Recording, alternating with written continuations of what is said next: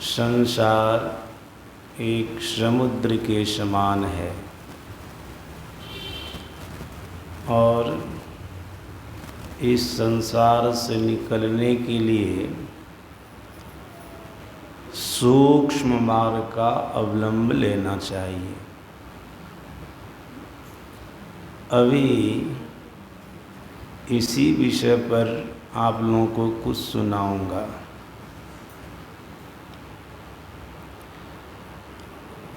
महापुरुषों ने कहा संसार समुद्र है। जैसा कि मंडल ब्राह्मणोपनिषद में हम सभी लोग सुन रहे थे, संसार वार्धि। संसार वार्धि का मतलब होता है संसार एक समुद्र है या संसार समुद्र के समान है। मर्यादा पुरुषोत्तम भगवान श्री राम के वचन में बारंबार सुनते रहते हैं हम लोग सत्संग में। भगवान श्री राम ने भी कहा है संसार के लिए ये समुद्र है। भगवान श्री राम ने कहा भव वारिधि। ऋषि कहते हैं संसार वारिधि और भगवान श्री राम कहते भव वारिधि। भव वारिधि का भी मतलब वही होता, संसार एक समुद्र है या संसार समुद्र के समान है। सूरदास जी महाराज की वाणी में हम सभी लोग सुन रहे थे। सूरदास जी भी संसार को समुद्र कहा। वे किस तरह से कहते हैं? भव अम्बुनिधि, भव अम्बुनिधि। भव अम्बुनिधि का भी मतलब समुद्र होता है। संसार एक समुद्र है या संसार समुद्र के समान है। गुरु महाराज जी की वाणी में है भव सागर दरिया अगम। सदगुरु महाराज जी कहते भव सागर। ये संसार एक सागर है, एक समुद्र है, समुद्र के समान है। सत्संगी लोग खास करके जो संत मत के सत्संग से जुड़े रहते हैं और संत मत के साहित्य का अध्ययन करते रहते हैं, उनको इन बातों को सुनकर के कोई आश्चर्य नहीं लगेगा। लेकिन जो संत मत के सत्संग से सुदूर रहने वाले हैं, संत मत के साहित्य का अध्ययन नहीं करते हैं, उनको आश्चर्य भी लग सकता है कि महापुरुषों ने संसार को समुद्र कैसे कह दिया। जहाँ समुद्र होता है वहाँ समुद्र में जल होता है, लेकिन संसार समुद्र में तो कोई जल नहीं दिखता है। बिना जल का तो समुद्र होता नहीं है। आप लोगों में से जो कोई भी समुद्र के तट पर गए होंगे तो देखे होंगे समुद्र में अथाह जल राशि होती है। जहाँ तक दृष्टि जाती है समुद्र में जल ही जल दिखता है। और हम लोगों के यहाँ बाढ़ जब आ जाती है, जब चारों तरफ पानी हो जाता है ना, तब हम आपके मुंह से अनायास निकलता लगता है समुद्र आ गया है। ऐसा क्यों लगता है? ऐसा इसीलिए लगता है कि पानी चारों तरफ देख रहे हैं। तो जहाँ पर समुद्र होता है वहाँ पर पानी होता है। यह संसार एक समुद्र है, तो इसमें पानी क्या है? पानी भी रहना चाहिए ना, जल भी होना चाहिए। ध्यान से आप सभी लोग सुनिएगा। सद्गुरु महाराज जी के प्रवचन में मैंने पढ़ा है संसार रूपी समुद्र में पंच विषय रूप पानी है। पंच विषय, और याद रखिएगा आप लोग, पंच विषय का पसार ही संसार है। पंच विषय का पसार ही संसार है। अब पंच विषय तो सभी लोग जान रहे हैं, रूप रस गंध स्पर्श और ये जो पांच विषय है न, इसी का पसार संसार है। और सद्गुरु महाराज जी ने कहा संसार रूप समुद्र में ये पंच विषय जल है। ये गुरु महाराज जी के प्रवचन में है। और सूरदास जी महाराज की वाणी में हम आप सब सुन रहे थे, संसार रूपी समुद्र में जल क्या है, बिल्कुल साफ साफ संत सूरदास जी महाराज कह रहे थे, नीर अति गंभीर माया। संसार रूपी समुद्र में माया एक गहरा जल है, माया। नीर अति गंभीर माया, सूरदास जी महाराज कहते हैं। संसार समुद्र है, सदगुरु महाराज जी के वचनानुकूल संसार रूपी समुद्र में पंच विषय जल है, लेकिन सूरदास जी महाराज के वचनानुकूल संसार रूपी समुद्र में माया जल है। ये विषय पंच विषय माया से बाहर नहीं है, माया के अंदर गति है। सूरदास जी महाराज कहते हैं संसार समुद्र है और इस संसार रूपी समुद्र में माया जल है, बड़ा गंभीर जल है, बड़ा गहरा जल है। सज्जनों, अब आप कहेंगे माया किसे कहते हैं? वनवास काल में भगवान श्री राम से लक्ष्मण जी ने पंचवटी में रहते समय कई प्रकार के प्रश्नों को किया था। उन कई प्रकार के प्रश्नों में एक प्रश्न था कि माया क्या है, माया क्या है। इस पर भगवान श्री राम ने लक्ष्मण जी को बहुत बढ़िया से माया के बारे में समझाया था। कहा था, मैं और मोर तोड़ते माया, जी बस कीन्हे जीवनी काया। इसी को माया कहते हैं, जहाँ पर मेरा तेरा का ज्ञान होता है कि ये मेरा है, ये तेरा है, यही माया है। इसी के बस में जीव पड़ा हुआ है। फिर आगे और माया का खुलासा करते हैं। भगवान श्री राम कहते, गो गोचर जहाँ लगी मन जाई, सो सब माया जानो भाई। माया को इस तरह से समझाया, जहाँ तक कि वस्तु को इंद्रियां ग्रहण कर सकती है, जहाँ तक मन जा सकता है, भगवान श्री राम कहते हैं वो सब के सब माया है। गुरु महाराज जी ने कहा, मन कहाँ तक जाता है? गुरु महाराज जी ने कहा, जहाँ तक दृष्टि जाती है वहाँ तक मन जाता है। दृष्टि के पीछे पीछे मन चलता है, तो जहाँ तक दृष्टि जाती है वहाँ तक मन जाता है। याद रखिएगा, स्थूल संसार में हम आपकी दृष्टि जहाँ तक गई, मन वहाँ तक गया। तो ऐसा नहीं कर सकते हम आप जहाँ नहीं गए, हम आपकी दृष्टि जहाँ नहीं गई, वो सब माया नहीं है, वो सब भी माया है। केवल यहाँ पर स्थूल दृष्टि की ही बात नहीं हो रही है। सूक्ष्म दृष्टि जब संत मत की तीसरी साधना प्राप्त करके प्राप्त करेंगे न, सूक्ष्म दृष्टि की प्राप्ति हो जाएगी, तो उसके पीछे पीछे भी मन जाएगा। और जहाँ तक मन गया, जहाँ तक दृष्टि गई, वो सब के सब क्या है? माया है। गोस्वामी तुलसीदास जी महाराज ने कहा, जिनको सूक्ष्म दृष्टि की प्राप्ति हो जाती है, उनके लिए कोई बात छिपी हुई नहीं रहती है। जथा सुवंजन आंज दृग, साधक सिद्ध सुजान, कौतुक देखहि शैलवन, भूतल भूरी निधान।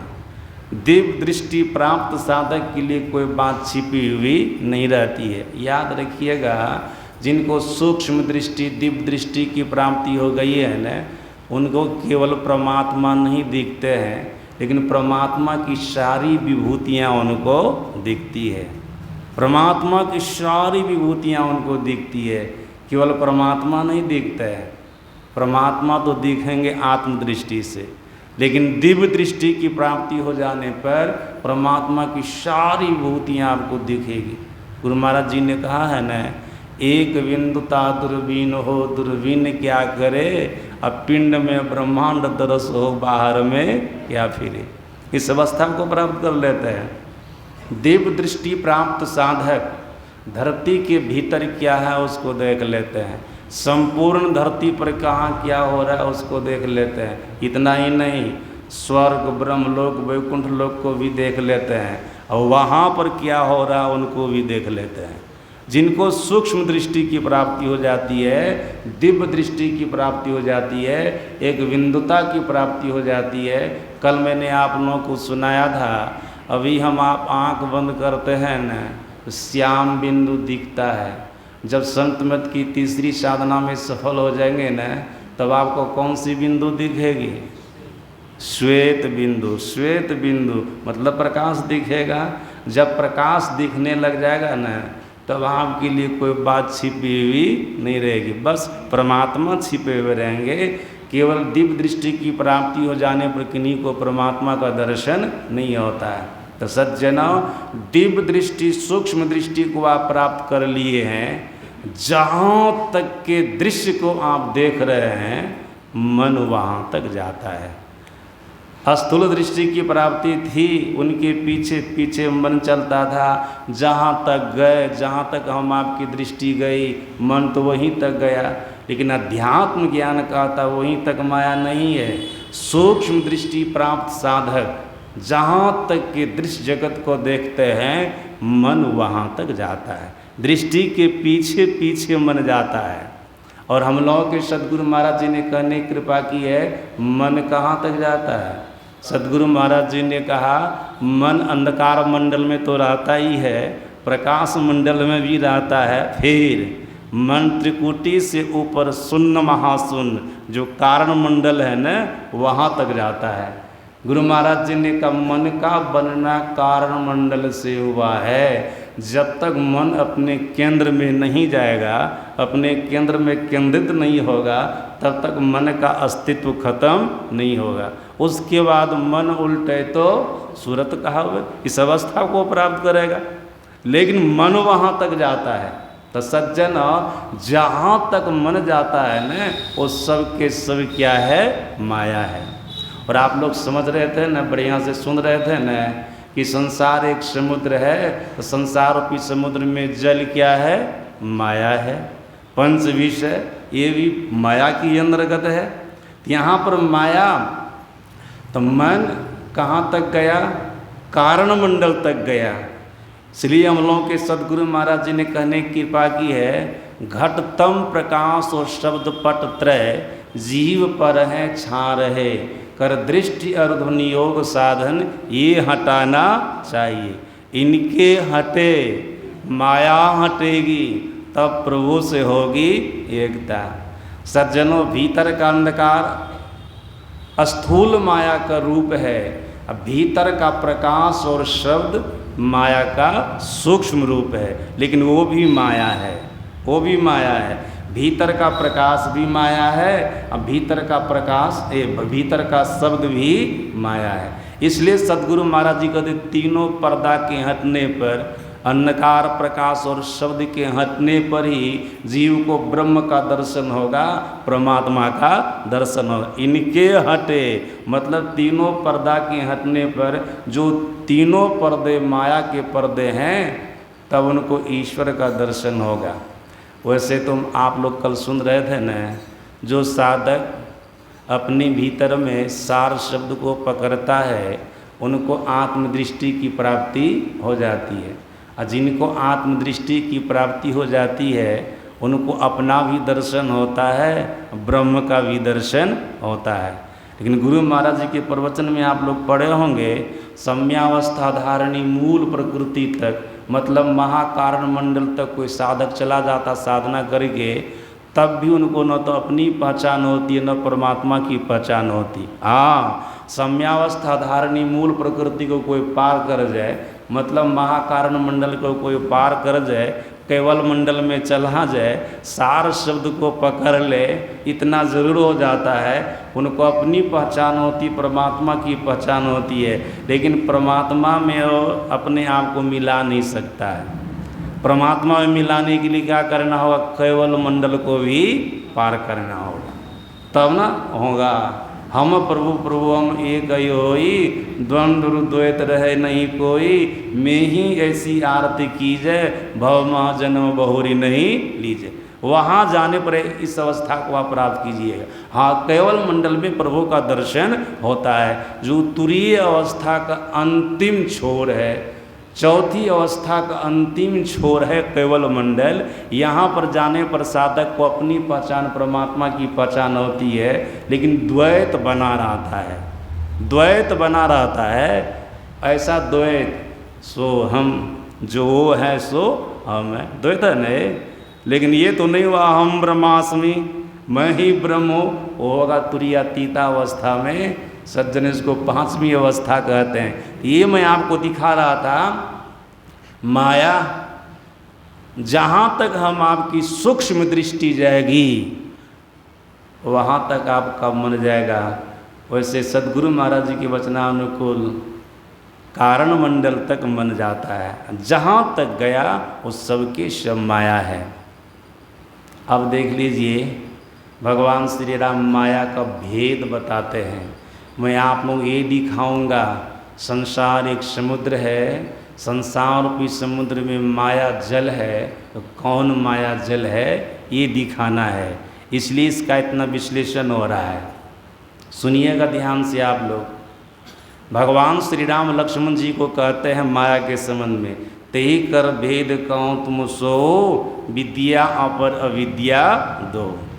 हे भाई लक्ष्मण सुनो, माया का 2 भेद है, एक अविद्या माया और दूसरी विद्या माया।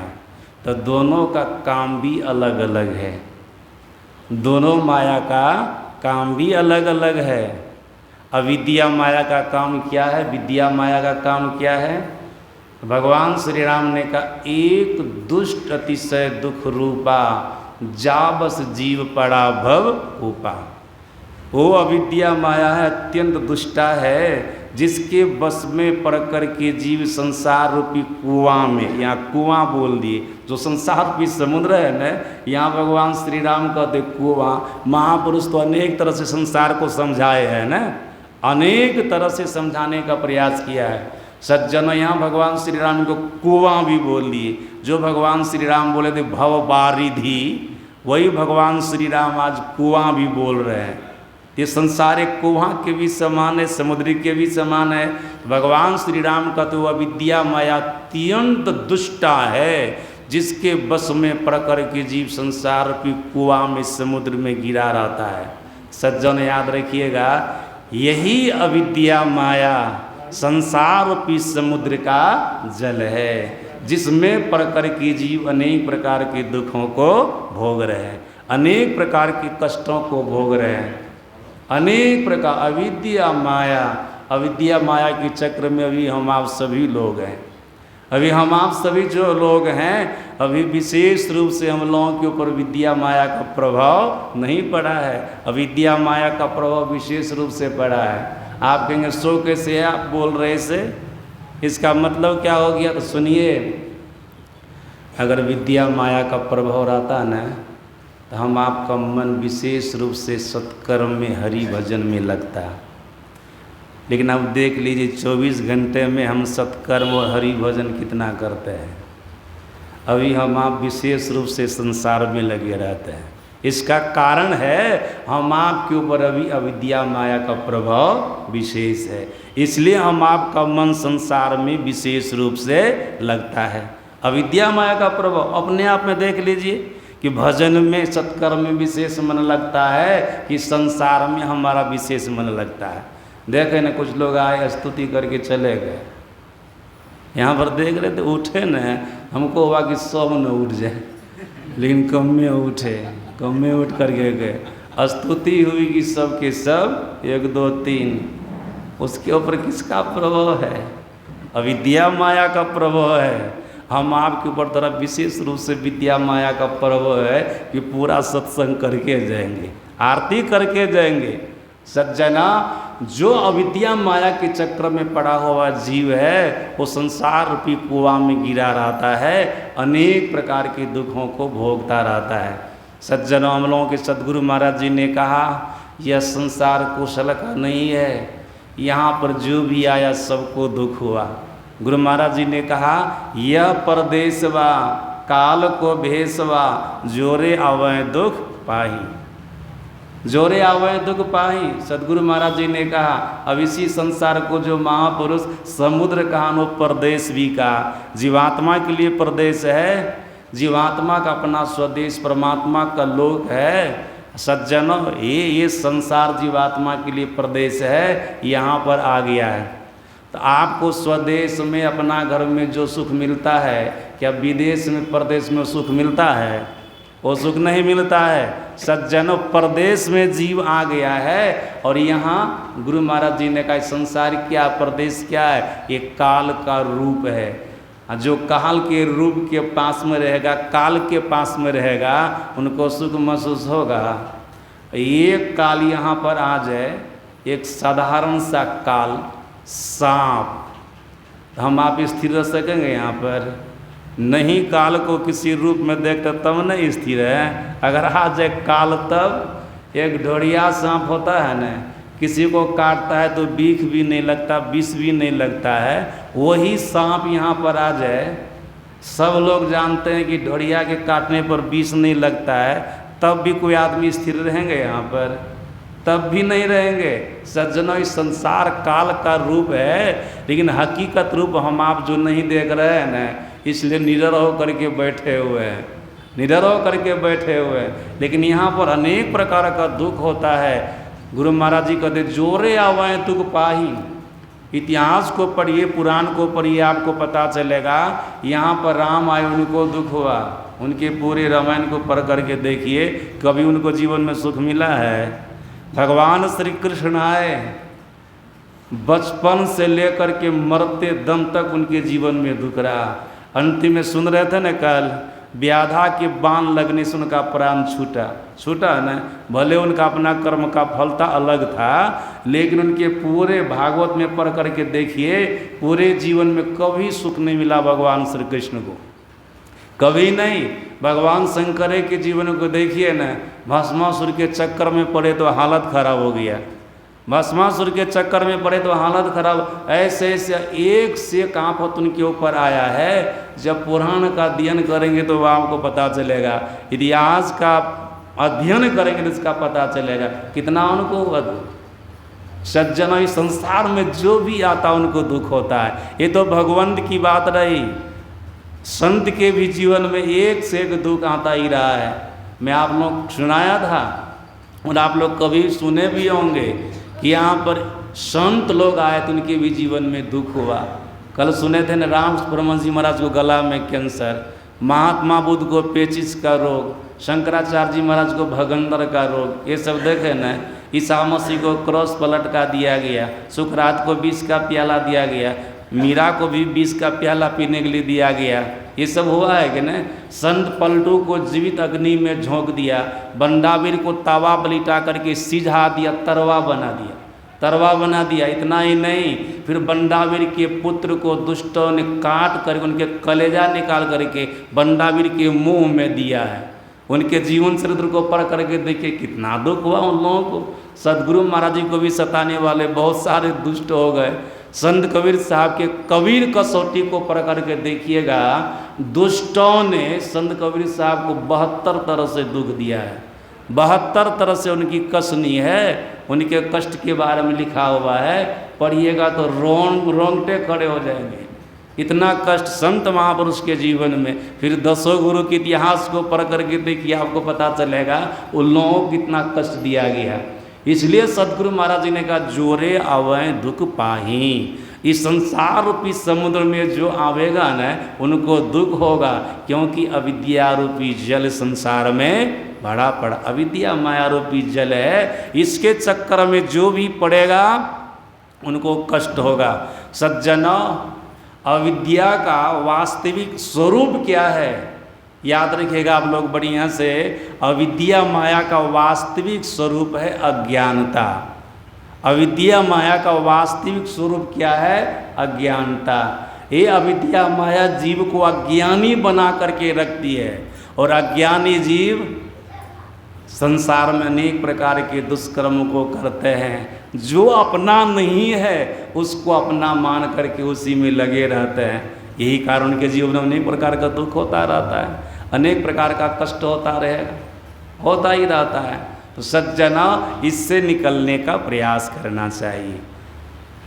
अगर इससे निकलने का प्रयास कर रहे हैं तो याद रखिएगा, संसार रूपी समुद्र के जल से, मतलब अविद्या माया जो जल है ना संसार रूपी समुद्र का, उससे आप निकलने का प्रयास कर रहे हैं। प्रयास कर निकलना चाहिए। जब तक इसमें रहिएगा तब तक आपके जीवन में न तो सुख आवेगा न तो शांति आवेगी। इससे निकलने का प्रयास कीजिएगा।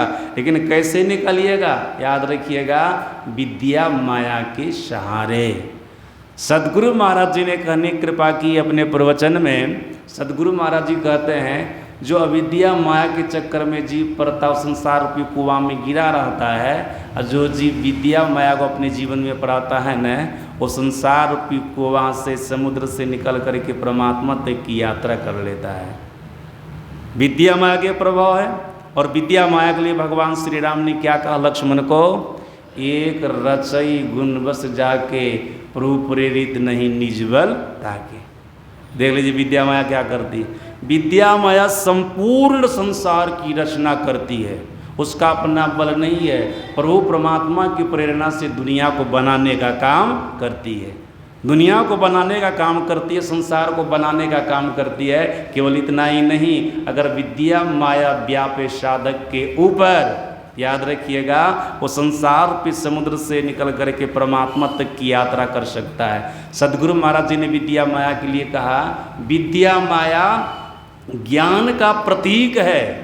विद्या माया ज्ञान का प्रतीक है। और सदगुरु महाराज जी ने कहनी कृपा की, विद्या माया, ये जितना दान पुण्य सब कुछ है ना, ये सब विद्या माया के अंतर्गत आता है। सदगुरु महाराज जी ने सत्कर्म, धर्म ग्रंथ के माध्यम से महापुरुषों ने जितने सत्कर्मों का वर्णन किया है, सब विद्या माया के अंतर्गत आता। सदगुरु महाराज जी ने कहा, और सुनिए, विद्या माया भीतर का प्रकाश है, भीतर का शब्द है। अगर कोई साधक भीतर में प्रकाश को पावेगा, शब्द को पावेगा, तो परमात्मा को पावेगा कि नहीं? और अच्छा कर्म करने वाला, सत्कर्म करने वाला जो साधक होगा, उनको भजन ध्यान करने में मन लगेगा कि नहीं? इसलिए सदगुरु महाराज जी ने कहा, बाहर का जो सत्कर्म है वे सब विद्या माया के अंतर्गत है, लेकिन विशेष रूप से भीतर का प्रकाश और शब्द ये विद्या माया है। और याद रखिएगा, इसी प्रकाश और शब्द से संपूर्ण संसार का निर्माण हुआ है। जब धर्म ग्रंथ का अध्ययन कीजिएगा तो आपको पता चलेगा बिंदु से सब कुछ बना है। अगर और विशेष अध्ययन कीजिएगा तो आपको पता चलेगा नाद से सब कुछ बना है। और ये बिंदु नाद कोई अलग अलग चीज़ नहीं है। सदगुरु महाराज जी ने कहा, जैसे जल और जल का तरंग होता है ना, वैसे बिंदु और नाद होता है। जैसे जल और जल का तरंग कितना आपस में संबंध रखता है। सज्जनों, जल का तरंग जल से अलग है क्या? नहीं, जल से अलग नहीं है, वो जल ही है। थोड़ी देर के लिए ढेउ उठा है ना, तो तरंग अलग दिखता है, वास्तव में वो जल ही है। उसी प्रकार से याद रखिएगा, बिंदु और नाद है। ये नाद ब्रह्म का प्रतीक है। अब बिंदु क्या है? शक्ति का प्रतीक है, शक्ति का प्रतीक है। इसलिए तो कहते बिंदु नाद महालिंगम अशिव शक्ति निकेतनम देहं शिवालयम प्रोक्तम सिद्धिदं सर्वदेहिनाम। तो बिंदु नाद इसी तरह से है, ब्रह्म और ब्रह्म की शक्ति है। सज्जनों, इसी से, ब्रह्म से और ब्रह्म की शक्ति से ही संपूर्ण संसार का निर्माण हुआ है, दुनिया बनी है। और याद रखिएगा, यही बिंदु और नाद ईश्वर परमात्मा का दायां बायां हाथ है। कोई बच्चा अपने माता पिता के दायां बायां हाथ के अंदर चला जाए तो माता पिता उनको क्या करेंगे? दोनों हाथ से पकड़ लेंगे, पकड़ करके गोद में बिठा लेंगे। उसी प्रकार से जो साधक अपने भीतर में प्रकाश और शब्द को पा लेगा, मानो परमात्मा की दायां बायां हाथ के अंदर चला गया। और जो परमात्मा के दायां बायां हाथ के अंदर चला गया तो परमात्मा क्या करेंगे? एक साधारण माँ बाप जब हाथ के अंदर बच्चा आता है तो उनको पकड़ करके गोद में बैठा लेते हैं, क्या परमात्मा नहीं बैठेंगे? परमात्मा भी गोद में उस साधक को बैठा लेता है जो साधक अपने भीतर में प्रकाश और शब्द को पा लेता है, प्रकाश और शब्द को पा लेता है। तो सज्जना, ये क्या है भीतर का प्रकाश और शब्द? ये विद्या माया है। इसके सहारे जीव ईश्वर तक की यात्रा करते हैं, परमात्मा तक की यात्रा करते हैं। तो आप लोग समझ गए होंगे, संसार रूपी समुद्र में कौन सी माया जल है? ख्याल रहा आप लोगों को? अविद्या माया। संसार एक समुद्र है, संसार रूपी समुद्र में अविद्या माया जल है। उसमें पड़ कर के जीव अनेक प्रकार के दुख को भोग रहे हैं, अनेक प्रकार के कष्ट को भोग रहे हैं। सज्जनों, यहाँ से निकलना चाहिए। हम लोग तो यहाँ आए थे घूमने फिरने के लिए, लेकिन घर बना कर के रह गए हैं। कहाँ से आए थे? परमात्मा के पास से आए थे। शरीरस्य तनात्मा जीवात्मा अमृत का बेटा है, वेद में ऐसा लिखा है, अमृतस्य पुत्रः। शरीरस्य तनात्मा जीवात्मा अमृत का बेटा है। ऐसे गोस्वामी तुलसीदास जी महाराज की वाणी में सुनते रहते हैं न, पढ़ते भी रहते हैं, ईश्वर अंश जीव अविनाशी। शरीरस्य तनात्मा जीवात्मा परमात्मा का अभिन्न अंश है। भगवान श्री कृष्ण ने भी गीता में कहा, ममैव वांसो जीव लोके जीवभूतः सनातन। ये जो शरीर से तनात्मा जीवात्मा है ना, ईश्वर परमात्मा का सनातन पुत्र है। आया था संसार में सैर करने के लिए, घूमने फिरने के लिए, लेकिन यहाँ घर बना करके टिक गया। ये कवि ने बड़ा अच्छा कहा है, आया था सैर करने ही मुसाफिर तू यहाँ, था सैर कर लौट जाना युक्त तुझको फिर वहाँ, लेकिन सैर करना भूल कर निज घर बना कर टिक गया। याद कर अपने देश का परदेश में क्यों भूल गया। याद करो अपना देश का, परदेश में क्यों भूल गया। परदेश में घर वाला सुख मिलेगा, स्वदेश वाला सुख मिलेगा। अपने देश को याद, अपने देश का याद करो, वहाँ जाने का प्रयास करो। याद जब तक रहोगे तब तक कोई न कोई दुख होगा ही, चाहे भगवान बन कर के रहो कि संत बन कर के रहो या साधारण आदमी बन कर के रहो। अभी कुप्पा घाट लोग जाते हैं न, आचार्य श्री के स्थिति को देखते हैं तो लोगों को बड़ा आश्चर्य लगता है। आचार्य श्री पड़े रहते हैं, उनको उठाते हैं तब उठते हैं, बैठाते हैं तब बैठते हैं। नाक में पाइप लगा हुआ है। जो उस पाइप की रहस्य को नहीं जानते हैं ना, तो वे कहते हैं ऑक्सीजन लगा हुआ है। वास्तव में ऑक्सीजन लगा हुआ नहीं है।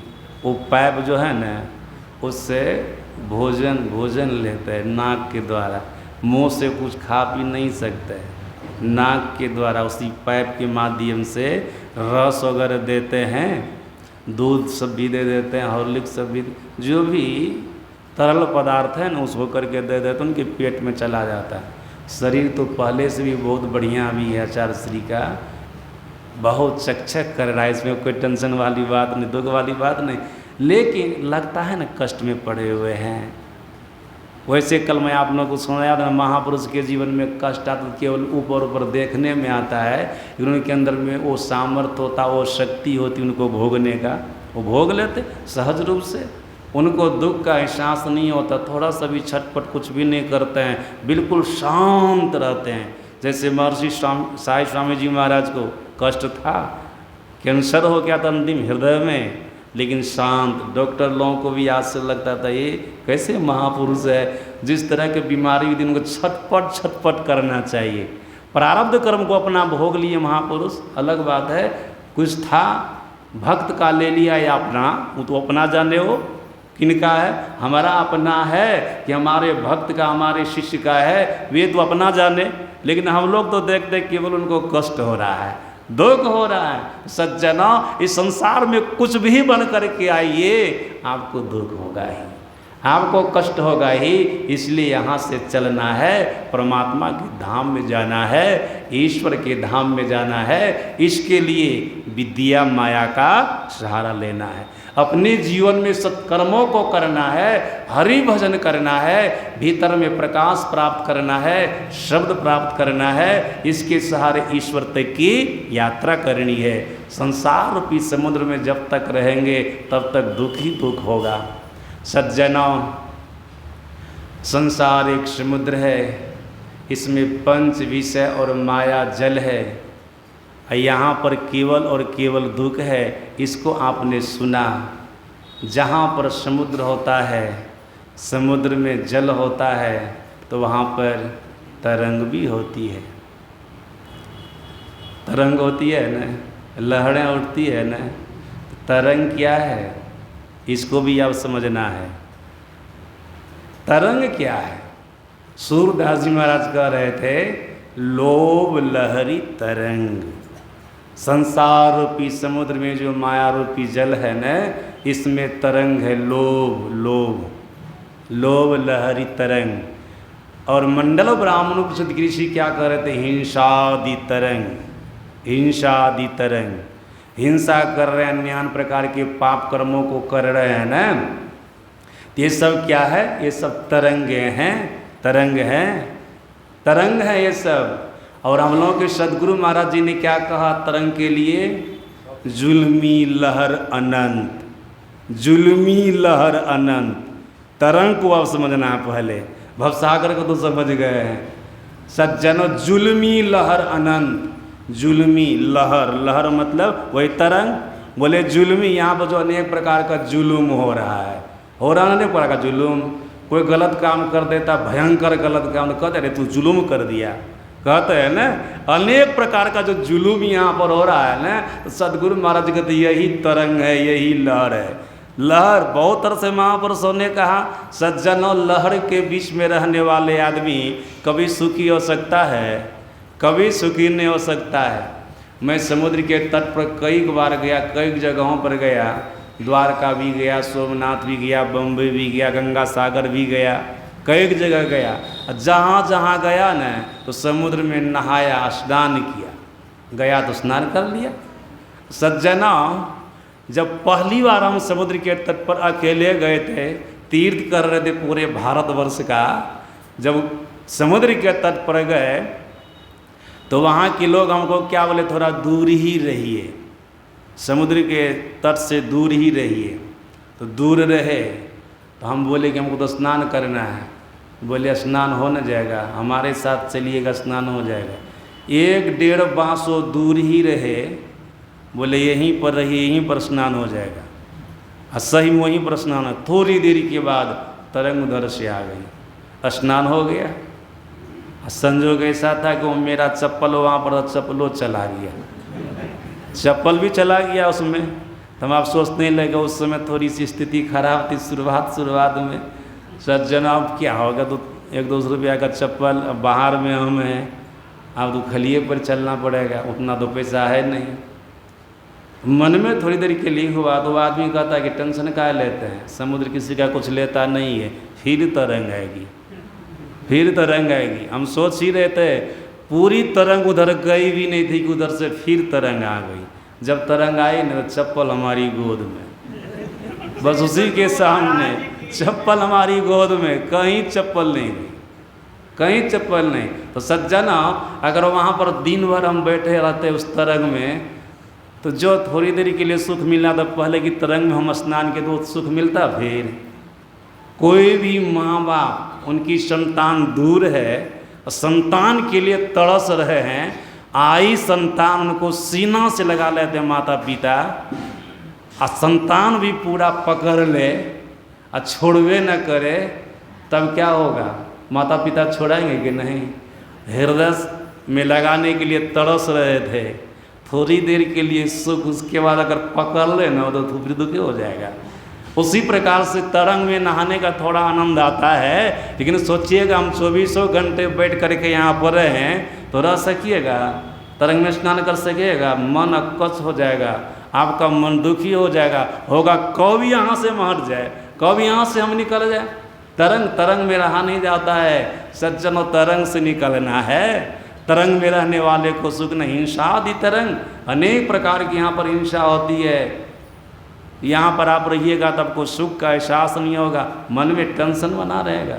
अगर आपके द्वारा ऐसा हो रहा है तो समझ लीजिए हम भी तरंग के ही अंदर में हैं, हम भी तरंग के ही अंदर में हैं। सज्जनों अनेक प्रकार के जुलूम आपके द्वारा हो रहा है, अनेक प्रकार का पाप कर्म आपके द्वारा हो रहा है, समझ लीजिए हम तरंग के अंदर हैं।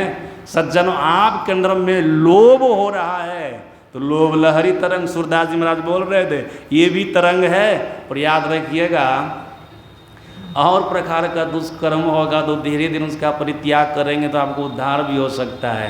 लेकिन लोभी आदमी जो होता है ना, उनका उद्धार महापुरुष होने का जल्दी नहीं होता है।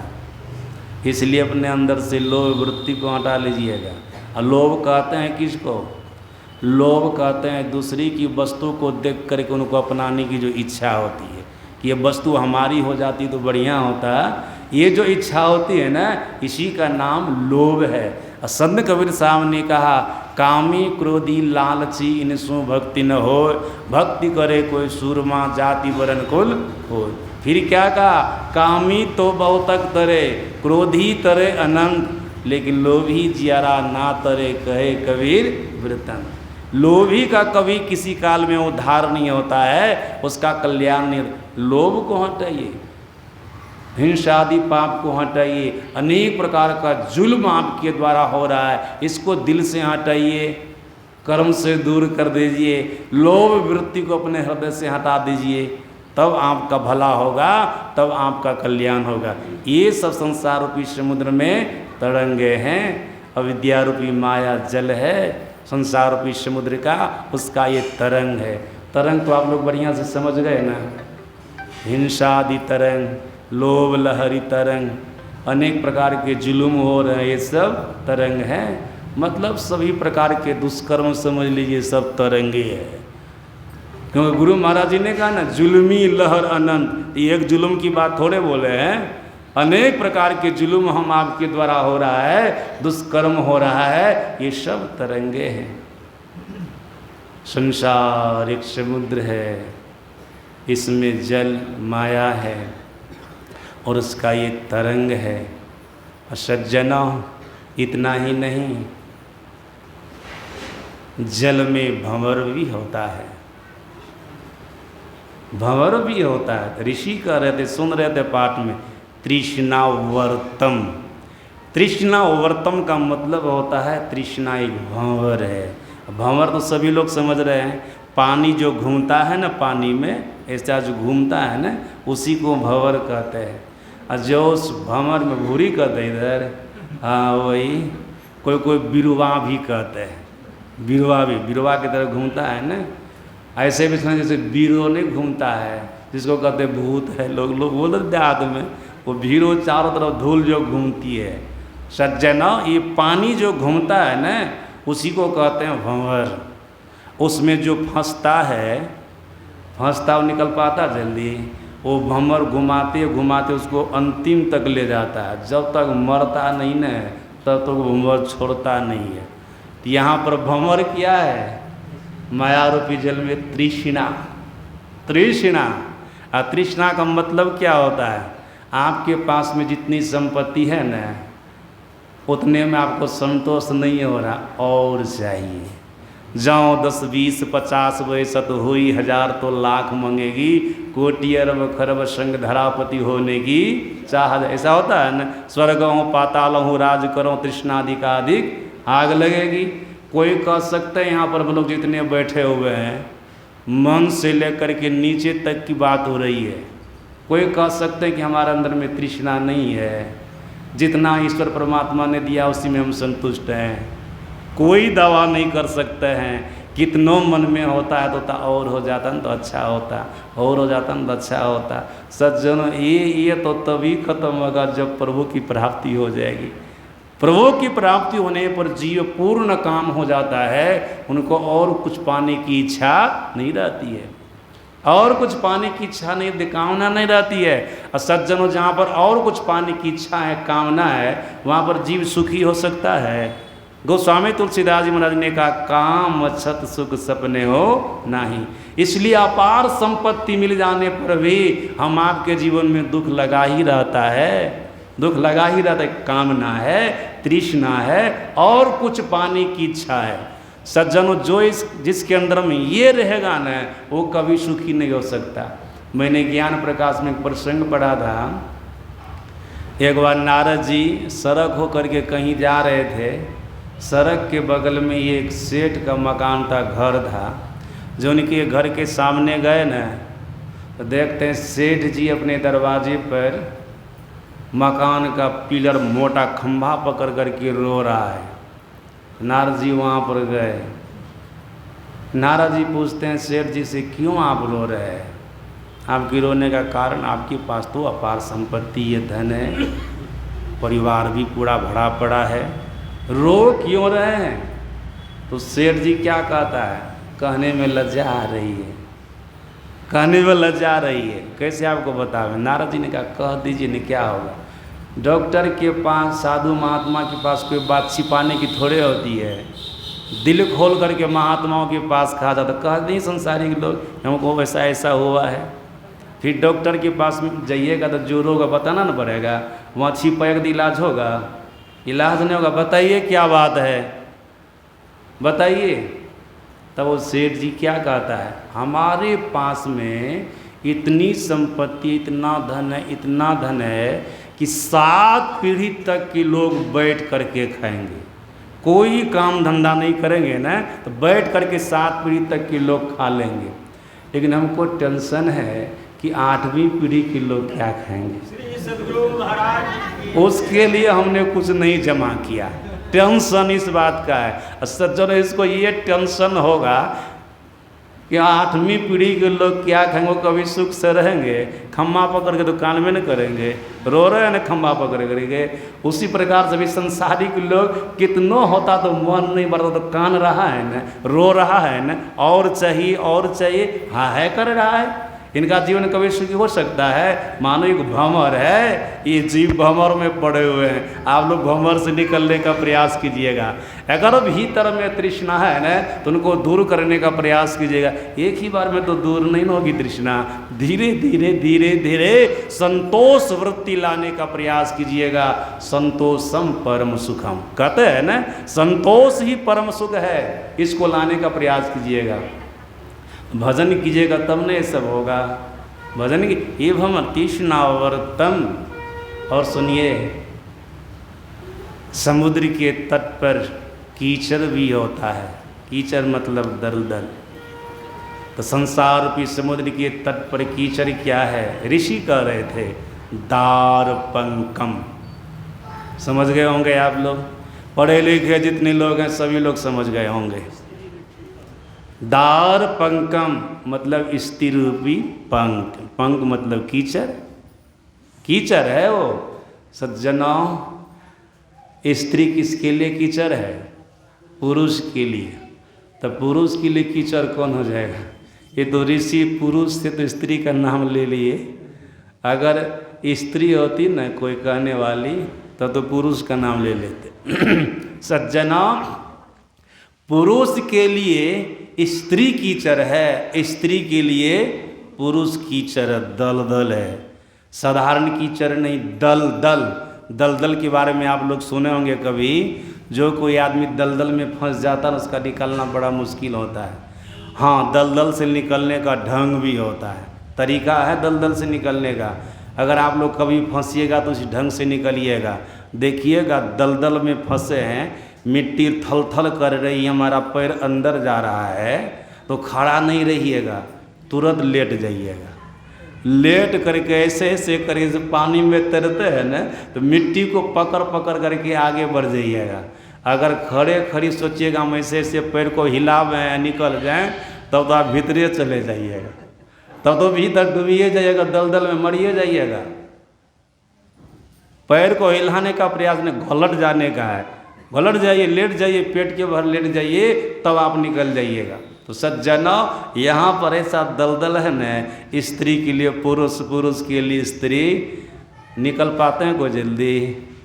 एक दूसरे से अपमानित होने पर भी एक दूसरे को कोई छोड़ सकते हैं? दलदल है न, खड़े खड़े निकलना चाहता है ये सब। सूत की निकलिए, मतलब सत्कर्म का सहारा लीजिए, हरि भजन का सहारा लीजिए, तब दलदल से निकल सकिएगा। वैसे निकल सकिएगा? वैसे निकल नहीं सकिएगा। लोग कहते हैं हम संसारिक हैं, कैसे हरि भजन करेंगे, परमात्मा भजन करेंगे? संसार में फंसे रहते तो लहिए फंसे। आप खड़े हैं दलदल में, आप नीचे गिर जाएंगे। इससे निकलने का प्रयास कीजिएगा। एक दूसरे के लिए दलदल है, कीचड़ है। सज्जनों, इसमें रहने वाले जीव अंततो गत्वा नरक में जाता है। हाँ, इस लाइन में पारिवारिक जीवन में रहने पर अगर कोई हरि भजन को अपना लिया है तो मानो सो गया है, अब पेट के भल से वो निकल रहा है दलदल से। एक दिन ईश्वर की कृपा होगी, सदगुरु की कृपा होगी, वो दलदल से निकल जाएंगे।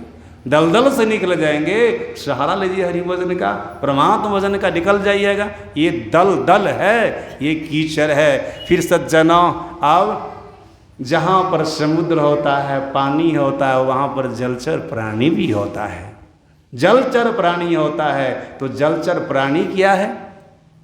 जलचर प्राणी को निद्रा भय सरीसृपं, सुंदर पाठ में ये अनेक प्रकार के जीव जंतु हैं। और सूरदास जी महाराज बोल रहे थे मीन इंद्रिय। मीन मतलब क्या होता है? मछली। इंद्रिय, हम आपके शरीर में 14 इंद्रिया है ना, ये सब मछली के समान है। मीन इंद्रिय ये सब मछली के समान है। और सूरदास जी महाराज बोले लिए जात अगाध जल में गए ग्राह अनंग। अनंग, अनंग यहाँ पर कामदेव है, वो किसके समान है? ये जलचर प्राणी ग्राह के समान है। और सज्जनों, ग्राह पकड़ लिया था गजराज के पैर को, हालात खराब कर दिया था कि ना उनका। आप गर्ग संहिता को पढ़ करके देखिएगा, आपको पता चलेगा गजराज और ग्राह में 5000 वर्षों तक युद्ध चला है। गर्ग संहिता को पढ़ करके देखिएगा। हम सुन करके नहीं बोल रहे हैं, पढ़ करके बोल रहे हैं। पढ़ी हुई बात है। अगर आप लोगों को भी अपना से पढ़ना तो पढ़ सकते हैं, पढ़ करके देख लीजिएगा। गजराज गया था पानी पीने के लिए सरोवर में, परिवार के साथ पानी पिया, पानी को उछालने लगा। गड़ा था, देखा कि जलचर प्राणी को दुख हो रहा है, उनके पैर को पकड़ लिया। अब पकड़ लिया तो क्या हुआ? गड़ा खींचता था गजराज को पानी के तरफ और गजराज खींचता था गड़ा को सूखी जमीन के तरफ। ऐसा करते करते 5000 वर्ष बीत गए। अंततो गत्वा हाथी को खींच ही लिया गड़ा। कैसा था वो ग्राह? अब आप सोच सकते हैं, खींच ही लिया। और सज्जना जब देखा न गजराज कि अब हमारा प्राण बचने वाला नहीं, हमारी जान बचने वाली नहीं है, तब सूर से कमल फूल तोड़ा, उसी सरोवर में खिला हुआ था, भगवान को भजा। सब गजराज तो ऐसा नहीं कर सकता है। याद रखिएगा, ये गजराज पूर्व जन्म में एक राजा थे। राजपाट का परित्याग करके एक पर्वत पर तपस्या करने के लिए गए थे। इनकी तपस्या पूरी हुई थी, वरदान मिला था, उस वहीं पर थे। वहाँ पर अगस्त मुनि चले गए, लेकिन इनका सम्मान नहीं किया। अगस्त मुनि का सम्मान नहीं किया, आदर नहीं किया। ये तो बहुत बड़े पुराने ऋषि थे, महर्षि थे, सम्मान नहीं किया, आदर नहीं किया। उनके अंदर में घमंड हो गया, हम भी तो तपस्वी हैं, हम भी तो भगवान का दर्शन किए, हम भी तो वरदान प्राप्त किए हैं, तो हम कोई कम है जिनको देख करके खड़ा हो जाएंगे, इनको देख करके इनका सम्मान करेंगे? ऐसा नहीं कर सकते हम। नहीं कि तो बैठे रह गए थे ना, तो अगस्त मुनि ने उनको कहा था, अरे तो अहंकारी राजा, थोड़ी सी तपस्या किया, इसमें तुमको अहंकार हो गया, बड़ों का सम्मान नहीं करता, बड़ों का आदर नहीं करता है, तुमको मैं श्राप देता हूँ, तो हाथी की जोनी में चला जाएगा। तो हाथी के तरफ बैठा रह गया ना, बैठने में तुमको उठने में तुमको आस्कत लगा ना, जाओ श्राप देते तो हाथी बन करके रहेगा। तो उसी समय राजा प्रार्थना किया था, हमारा उद्धार का कठिन परिस्थिति आने पर स्वाभाविक रूप से तुम्हारे अंदर में भगवत स्मरण हो जाएगा, तो उसी समय तुम्हारा उद्धार होगा, तुम्हारा कल्याण। तो आगे न कठिन परिस्थिति, तब भगवान का स्मरण किया, याद किया है, तो भगवान आकर उनकी रक्षा किए, ग्राह की गर्दन को काटे, गजराज की रक्षा किए। और याद रखिएगा, ग्राह को तो मार दिए भगवान, भगवान के सुदर्शन चक्र से ग्राह मरा है न, तो उनके शरीर से तेज निकला, वो तेज जा करके भगवान में समा गया, उनको सायुज्य मुक्ति की प्राप्ति हो गई। इस दृश्य को देख करके गजराज कहता है भगवान को, पुकारे हम, मुक्ति दिए ग्राह को। तब भगवान देखिए उसी की महिमा बढ़ाने के लिए क्या बोले, देखो जी, जो मेरा भक्त होता है ना, उनको मैं बाद में मोक्ष प्रदान करता हूँ, लेकिन हमारे भक्त के पैर को जो पकड़ लेता है ना, उनको पहले मुक्ति दे देता हूँ। तब ना कहते मौत अधिक संत करी लेखा। ये गजराज हमारा स्मरण किया, मेरा भक्त है, ऐसा करे ना भगवान, उनकी महिमा बढ़ा दी। गजराज के पैर को पकड़े तो पहले उन्हीं को मुक्त कर दिए, उन्हीं का भला कर दी। सज्जना, अगर गजराज नहीं पुकारता भगवान को, भगवान नहीं याद तो ग्राह के चंगुल से बच पाते, नहीं, ये जलचर प्राणी है ग्राह। तो यहाँ पर जलचर प्राणी कौन है? संसार रूपी समुद्र में, माया रूपी जल में कहा गए ग्राह अनंग। अनंग, अनंग मतलब समझ रहे हैं न? अनंग मतलब होता है कामदेव। कामदेव को अनंग इसलिए कहते हैं, उनको अंग नहीं, उनको शरीर नहीं है। उनके शरीर को भगवान शंकर जला दिए थे, जानते ना सभी लोग। भगवान शंकर जला दिए, तब से उनका नाम पड़ गया अनंग। अब कोई कह सकता है कि हमारे अंदर में काम नहीं है, संसार के भोगों को भोगने की इच्छा नहीं है। काम को तो महापुरुषों ने बहुत तरह समझाया है। काम काम सब कोई गए, काम न चीने को, जेती मन की कल्पना काम कहावे सो।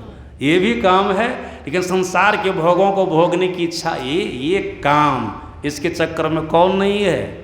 एक संते नहीं है, नहीं तो सब है।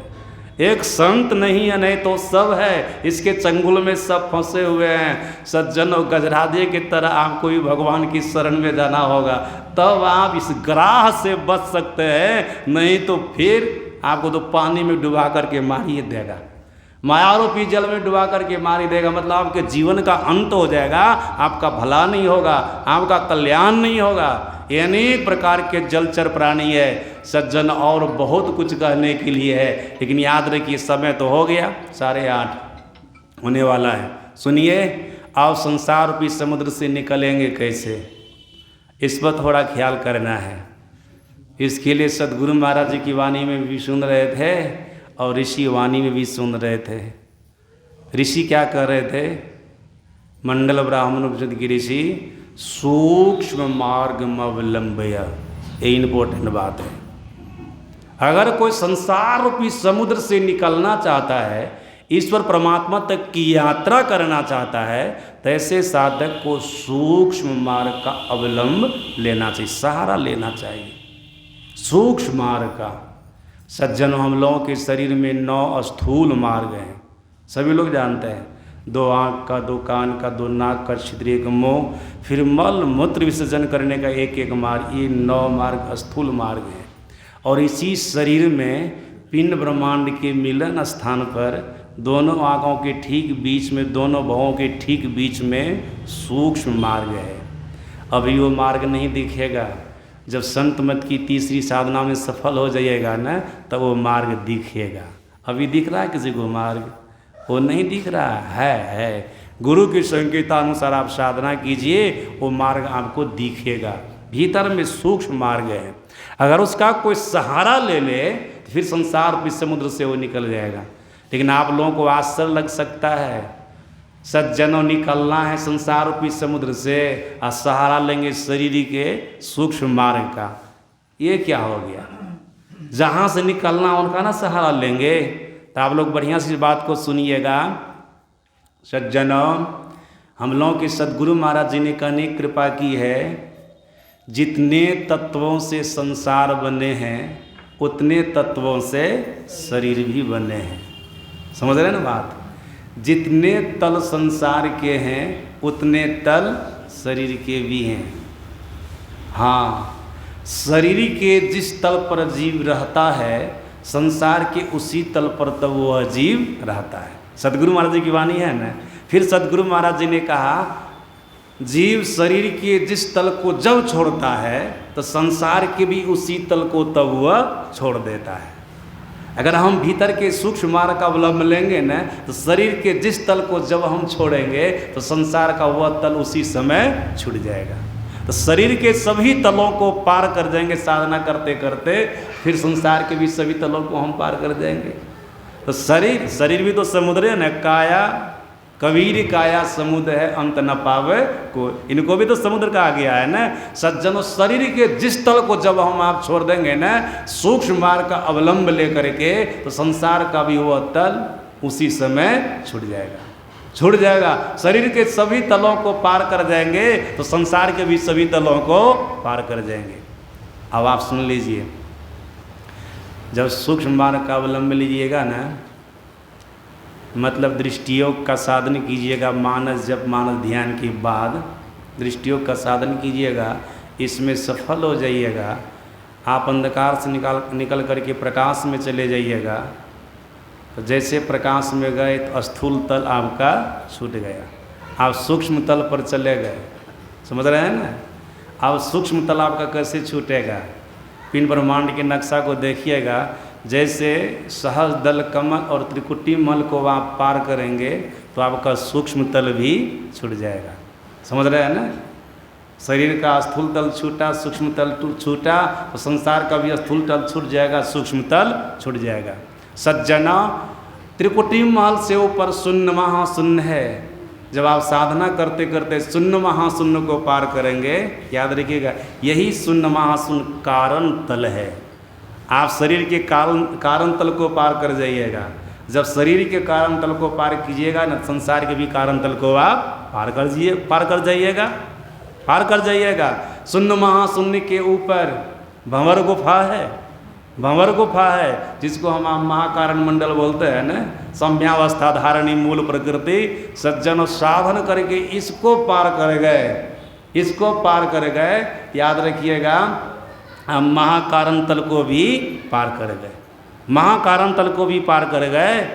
शरीर के महाकारण तल को पार किए तो संसार के भी महाकारण तल को आप पार कर। अब जड़ के सारे आवरणों को आप पार कर गए हैं, केवल मंडल में प्रवेश कर गए। ये भी एक आवरण है, कहता झीना आवरण है। यहाँ पर साधक को प्रभु का दर्शन तो होता है, लेकिन प्रभु से मिलन नहीं होता। एक झीना आवरण है। इसको किस तरह से आप समझिएगा, जैसे देखते हैं मिठाई वाले के यहाँ जाते हैं, या जो अनेक प्रकार के सामान को शीशा के अंदर में बंद करके रखते हैं ना, मनिहारी की दुकान कहते हैं उसको, उसमें भी रखते हैं लोग। बहुत लोग देखे बाहर शीशा के अंदर, तो शीशा के माध्यम से जो झीना पर्दा है, भीतर के सामान को आप देख लेते हैं, मिठाई को देख लेते हैं, अनेक प्रकार के सामान को देख लेते हैं, लेकिन उसको छू सकते हैं? छू नहीं सकते। एक झीनावरण देख तो लेते हैं। उसी प्रकार से केवल मंडल में रह करके एक चेतन का आवरण है, उसमें रह करके आप प्रभु परमात्मा को देख तो लीजिएगा, लेकिन छू नहीं सकिएगा, समझ रहे हैं ना। शीशा के तरह आवरण है, प्रभु दिखेंगे, परमात्मा दिखेंगे। जैसे गुरुदेव महाराज को ले लीजिए ना, फोटो है ना, अंदर में छू सकिएगा अभी? शीशा है, नहीं का आवरण। देख तो सभी लोग रहे हैं, लेकिन उसको छू नहीं सकते हैं। छूने के लिए आपको शीशा हटाना पड़ेगा। उसी प्रकार से परमात्मा को छूने के लिए, परमात्मा से मिलने के लिए आपको शीशा का आवरण, चेतन का आवरण भी हटाना पड़ेगा। चेतन का आवरण अगर हटा तो फिर आप प्रभु में मिलकर के प्रभु हो जाइएगा। इसकी विधि सदगुरु महाराज जी कितना बढ़िया से बतलाए, अभी भजन में सुन रहे थे ना, यही विधि जेवे भव पार मोर गुरु भेद दिए। यहाँ पर मानस जप और मानस ध्यान का जिक्र सदगुरु महाराज जी नहीं किए। मेन साधन जो संत मत की साधना, मेन साधना है ना, दृष्टियोग का साधन और नाद साधन, उसका जिक्र किए सदगुरु महाराज जी। और सज्जना, आपके मानस जप मानस ध्यान मेन साधन नहीं, दृष्टि योग का साधन और नाद योग का साधन हम आप सहज रूप से, स्वाभाविक रूप से कर लें, इसकी योग्यता हमें प्राप्त हो जाए, इसके लिए मानस जप और मानस ध्यान है। केवल मानस जप और मानस ध्यान करने से आपका पूर्ण कल्याण नहीं है। हाँ, अगर संत मत के साधन, जो दृष्टियोग का साधन है और नाद साधन है, इसको कर लेंगे तो आपका परम कल्याण हो जाएगा, आपका परम भला हो जाएगा। सदगुरु महाराज जी अपनी एक वाणी में बोले, अति पावन गुरु मंत्र में नहीं मन जाप जपो, उपकारी गुरु रूप को मानस ध्यान दो। सब कुछ तो गुरु महाराज जी की वाणी में है, लेकिन सीखना तो पड़ेगा गुरु से, जानना तो पड़ेगा गुरु से। सज्जना, यहाँ पर सदगुरु महाराज जी तीसरी साधना दृष्टियोग के साधन से आरंभ करते हैं। देखो संसार पे समुद्र से कैसे पार हो जाता है। यही विधि जेवे भव पार मोर गुरु भेद दिए, दृष्टि युगल कर लेवे सुख मनिया हो, देखवे अजब रंग रूप मोर गुरु भेद दिए। गुरु महाराज जी कहते इसी तरह से तू भवसागर से पार करोगे।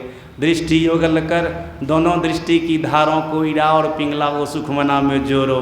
जहाँ पर गुरुदेव ने जोड़ने के लिए कहा वहाँ पर जोड़ो। सज्जनों हाथ से जोड़ेंगे, उसको पकड़ करके जोड़ेंगे नहीं, गुरु भेद बताते हैं, उस भेद के अनुसार दोनों दृष्टि की धारों को अपने भीतर में जोड़िए। दृष्टि योगल कर लेवे सुख मनिया हो तो होगा, देखो भाई अजब रंग रूप मोर गुरु भेद दिए। अनेक प्रकार के रंग रूप को आप अपने भीतर में देखेंगे। वो रंग रूप क्या होगा? परमात्मा की विभूति होगी। देखो जब रंग रूप मोर गुरु भेद दिए। तो फिर आगे क्या कहते हैं, तममा जे फूटी फूटी ऐते पंच रंगवा हो, बिजली चमकियते तार मोर गुरु भेद दिए। यही सब तो उपनिषद में आया था ना। क्या क्या साधक अपने भीतर में प्रकाश को देखता है, किस किस रंग। महापुरुषों ने कहा, सदगुरु महाराज जी ने कहा, सभी साधक को अलग अलग ढंग से अनुभूतियाँ होती है, वो अपने अपने ढंग से बताते हैं। तो सदगुरु महाराज जी को जो अनुभूति हुई वो बता रहे हैं। हम लोग तो सदगुरु महाराज के अनुयायी हैं ना, विशेष इसी को जानना समझना बुझना है ना। सदगुरु महाराज जी क्या कहते हैं, तमवा जे फूटी फूटी ऐते पच रंगवा हो, अब बिजली चमकियते तार मोर गुरु भेद दिए। तमवा मतलब समझ गए ना आप लोग। तमवा मतलब वही अंधकार। जब दृष्टियों का साधन करेंगे ना, दोनों दृष्टि की धारा को आज्ञा चक्र में जोड़ देंगे ना, तमवा फूट जाएगा। तम फटे ज्योति भरे आकाश का तो शहर। कितना साफ साफ है ये सब बातें। अंधकार का पर्दा फट जाएगा, प्रकाश में प्रवेश कर जाइएगा। और सज्जनों प्रकाश में प्रवेश कीजिए तो पहले क्या दिखेगा, 5 रंग।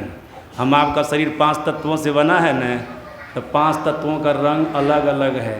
पीली नीली लाल सफ़ेदी स्याही सन्मुख आता कहते हैं न। पहले आपको 5 रंग दिखेगा। ये सब सुनिएगा ना सत्संग में, ध्यान कीजिएगा। अगर ऐसी अनुभूति होने लग जाएगी न, तो आप पूरा विश्वस्त हो जाएगा, नहीं नहीं यही सब सुने थे, हमारी साधना ठीक चल रही है। इसलिए सत्संग होता है, हमारी साधना ठीक चल रही है। सज्जना मिट्टी का रंग पीला है, वो भी आपको दिखेगा। पानी का रंग लाल है, लाल दिखता तो नहीं न है, वो भी आपको दिखेगा। अग्नि का रंग काला है, वो भी आपको दिखेगा। जिसको स्याह बोले ना, वो भी आपको दिखेगा। सज्जना हवा का रंग हरा है, वो भी आपको दिखेगा। आकाश का रंग उजला है, श्वेत है, वो भी यही आपको पहले दिखेगा। तमवा जे फूटी फूटी एते पच रंगवा हो। उसके बाद क्या, बिजली चमकी एते तार मोर गुरु। तब बिजली का छटक आप अपने अंदर में देखिएगा। तार मतलब तारा, तारा देखिएगा आप भीतर में। तारा देखिएगा, कौन सा तारा याद रखिएगा, कुछ चिन्ह है उनका। भुरुकवा तारा की तरह वो तारा होता है। भुरुकवा तारा समझते हैं ना, गुरु ने भोर का तारा दिखाता है, तो भुरुकवे तारा ना बोलिएगा उसको। इधर उगता है ना, जिसको ध्रुव तारा कहते हैं, वही है भुरुकवा तारा। साधारण देहाती भाषा में आप लोग समझ, भुरुकवा तारा भोर का तारा, जिसको ध्रुव तारा कहते हैं, वो सबसे अलग ही दिखता है। सब तारा से अलग दिखता है, वो तारा आपको दिखेगा। सज्जना याद रखिएगा, अब आप पिंड से निकल करके ब्रह्मांड में प्रवेश किए हैं। अभी आपको अपने भीतर में रात्रि काल का प्रकाश दिख रहा है। रात्रि में ना चंद्रमा का उदय होता है, तारा का उदय होता है। अभी तारा देखे है ना। फिर आगे गुरु महाराज जी क्या, सूरती जे चढ़ी चढ़ी चंद निहारते हो, समझ रहे हैं ना। सूरती जे चढ़ी चढ़ी चंद्र निहारते हो। सज्जन आगे बढ़ेंगे, आपको चंद्रमा सहज दल कमल में चंद्रमा का दर्शन होगा। चंद्रमा का दर्शन होता है, याद रखिएगा। साधक अपने भीतर में पहले कृष्ण पक्ष का दर्शन करता है, उसमें अंधेरा रहता, तारा दिखता है। फिर उसके बाद शुक्ल पक्ष में चंद्रमा का दर्शन करता है, इसमें विशेष प्रकाश होता है, अंधेरा कम होता है, विशेष प्रकाश होता है। सज्जनों फिर पूर्ण चंद्र का दर्शन सहज दल कमल में साधक करता है। यहाँ पर ये होगा रात्रि काल का प्रकाश। जब सहज दल कमल को आप पढ़ेंगे, आगे बढ़ेंगे, तब क्या होगा, सूरती जे चढ़ी चढ़ी चंद निहारते हो, लखते सूरज ब्रह्म रूप मोर गुरु भेद दी। फिर आगे त्रिकुटी महल में आपको सूरज का दर्शन होगा, सूर्य का दर्शन होगा। सूर्य दिन में उगता है कि रात में उगता है, दिन में उगता है न। अब आपको पूर्ण प्रकाश की प्राप्ति हो जाएगी। मैं जो पहले सुनाया, जथा सुन जनांद्र के साधक सिद्ध सुजान, कौतुक दे कहीं शैल बना भूतल भूरी निधान। यहाँ पर पूर्ण प्रकाश को आप प्राप्त करेंगे। दिन का प्रकाश आपको, थोड़ा सा भी अंधकार नहीं। अभी थोड़ा सा भी अंधकार है दिन में, भले बादल आकर के छा जाए तो अलग बात है, उसकी मान्यता यहाँ पर नहीं। लेकिन सूर्योदय हो गया है संपूर्ण संसार में। जहाँ तक जो अंधकार खत्म हुआ है ना, प्रकाश ही प्रकाश है, प्रकाश ही प्रकाश है। सज्जनों भले देश के अनुसार से कभी कहीं दिन कभी रात अलग, लेकिन जहाँ भी सूर्य उगता है ना, वहाँ प्रकाश होता है। अभी भारत में सूर्य होगा तो पूरे भारत में सूर्य जाएगी नहीं, पूरा प्रकाश है तो आप पूरा प्रकाश को प्राप्त कीजिएगा। लेकिन इतने से भी काम चलेगा और आपको साधना में आगे बढ़ना होगा। शून्य दसीय श्रुति, वही त्रिकुटी मल से अब आगे बढ़ेंगे ना, शून्य दसीय श्रुति शब्द समझते हो। यहाँ भी प्रकाश रहेगा लेकिन प्रकाश की प्रधानता नहीं रहेगी। किसकी प्रधानता रहेगी? शब्द की। अब शून्य दसीय श्रुति शब्द समझते हो, होगा क्या? पहुँची मिलिए जेते सत मोर गुरु भेद। काम खत्म। जब अपने भीतर में अनहद और अनाहत शब्द को पकड़ लीजिएगा तो इसी के सहारे आपको प्रभु का दर्शन होगा। गुरु महाराज जी ने कहा अनहद अनाहत परसावे सतपद, पहुँची जहाँ पुनि भव नहीं होई, राम नाम अमर नाम भजो भाई सोई। पहले अनहद नाद का ध्यान होगा, बाद में आप अनाहत नाद का ध्यान करेंगे, उसके सहारे आप ईश्वर तक पहुँच जाएंगे, ईश्वर तक पहुँच जाएंगे। फिर आगे तो और बात गुरु महाराज जी ने कहा संतन करिया भेद छिपल चले, बाबा कहले प्रचार मोर गुरु वेदी। फिर तोहर कृपा से आओ बाबा देवी साहब में ही जगह फैली गए वेद मोर गुरु भेद दिए। कहते हैं ना बस शून्य दस यहीं तक में प्रभु का दर्शन हो जाता है, ईश्वर का दर्शन हो जाता है। सज्जनों, हम आप सच्चे सदगुरु की शरण में जाकर अपने भीतर के मार्ग को अपनावें, सूक्ष्म मार्ग को अपनावें और अपने आप को स्थूल मार्गों से निकाल करके सूक्ष्म मार्ग में प्रवेश करा दे। साधन विशेष के द्वारा आप शरीर के जिस जिस तल को छोड़ेंगे संसार का वह तल छूटता जाएगा। शरीर के सभी तलों को छोड़ेंगे, संसार के भी सभी तलों को छोड़ देंगे, ईश्वर के पास चले जाएंगे, परमात्मा के पास चले, जहाँ से आए थे वहीं पर चले जाएंगे। और जब वहाँ चले जाएंगे तब भी आपके जीवन में दुख रहेगा, तब भी आप बाबा उनके चक्र में पड़े रहिएगा। धरती पर से मिट्टी का ढेला लेके आकाश में फेंकते, वो ढेला कब तक नाचता रहता है? जब तक कि धरती पर नहीं आ जाता। उनका अंश न है, धरती उसकी अंशी है। यहाँ पर वो मिट्टी का ढेला आ जाता है न, तो ढेला का नाचना चक्कर लगाना खत्म हो जाता है। उसी प्रकार से शरीर से चेतनात्मा जीवात्मा कहाँ से आया? परमात्मा के पास से। ये भी चक्कर तभी तक लगाता रहता जब तक कि वहाँ नहीं चला जाता। वहाँ चला जाएगा तो चक्कर लगाना खत्म, सभी प्रकार के दुखों से छूटता है। अभी के सत्संग में जो भी पाठ हुआ था उसका विश्लेषण करके थोड़ा थोड़ा आप लोगों को सुनाया। इस पर तो कम से कम 2-2.5 घंटे लगते हैं, तब विशेष खुलासा होता है, तब भी थोड़ा सा सुना दिया आप लोगों को। अपराह्न काल का सत्संग है, उसमें आइए, फिर उसके बाद मैं चला जाऊंगा और बाबा लोग आएंगे, फिर आप लोग सुनिएगा। बोलिए प्रेम से।